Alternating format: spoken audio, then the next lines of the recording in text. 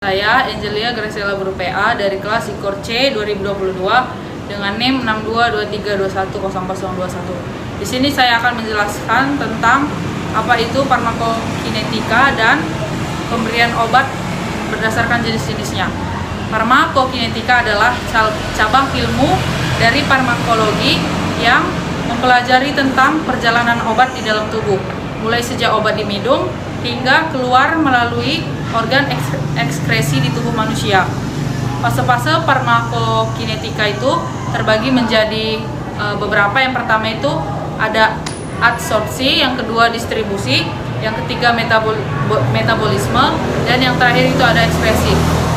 Dan proses farmakokinetika ini dimulai dari penyerapan atau absorpsi, lalu diselesaikan melalui ke seluruh tubuh, jaringan melalui darah atau distribusi, dan selanjutnya metabolisme dalam organ-organ atau hal metabolisme ini dikeluarkan dari tubuh dengan ekskresi atau eliminasi. Berikut ada beberapa pemberian obat. Yang pertama itu pemberian obat secara oral. Pemberian obat secara oral adalah pemberiannya melalui mulut. Pemberian obat peroral merupakan metode yang paling banyak digunakan karena pemberian obat ini mudah, aman, dan murah.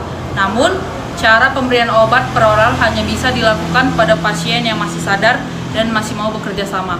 Yang kedua itu kekurangan dari pemberian obat oral itu efek trofiotik. Obat membutuhkan waktu karena diserap dulu pada saluran pencernaan. Dalam hal ini penyerapan terjadi di usus halus, dan kekurangannya itu bisa terjadi iritasi pada saluran pencernaan.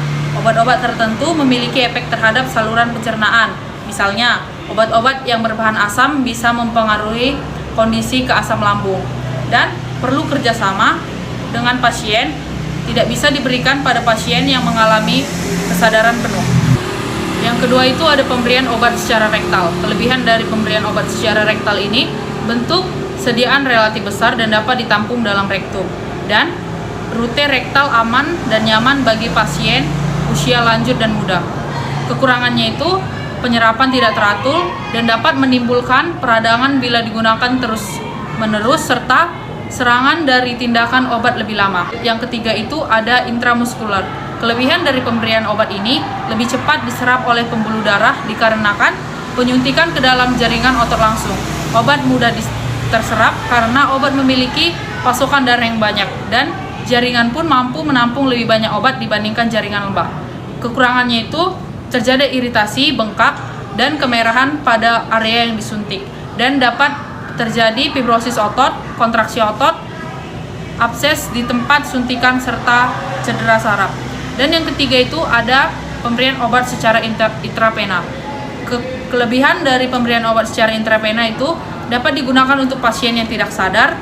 Obat dapat bekerja lebih cepat, obat dapat terabsorpsi dengan sempurna dan tidak mengiritasi lambung.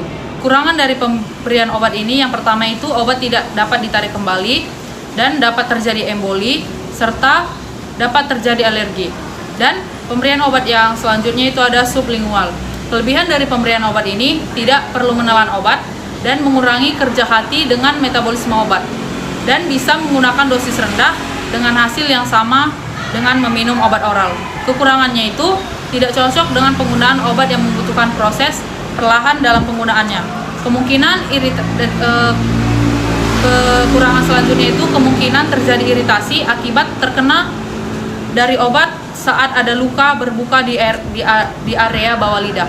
Dan obat selanjutnya itu ada secara intravagina. Vagina merupakan rute ideal untuk pemberian obat karena memungkinkan pemberian dosis yang lebih rendah, kadar obat yang stabil, dan frekuensi pemberian yang lebih jarang dibandingkan rute oral.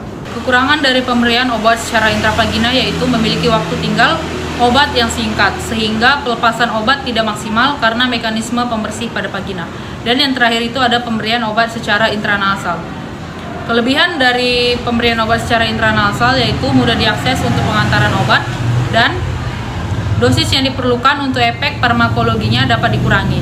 Dan kekurangan dari pemberian obat ini kurang reproduksibilitas pada penyakit yang berhubungan di rongga hidung. Dan kekurangan selanjutnya mukosa nasal dan sekresinya dapat mengabsorpsi obat.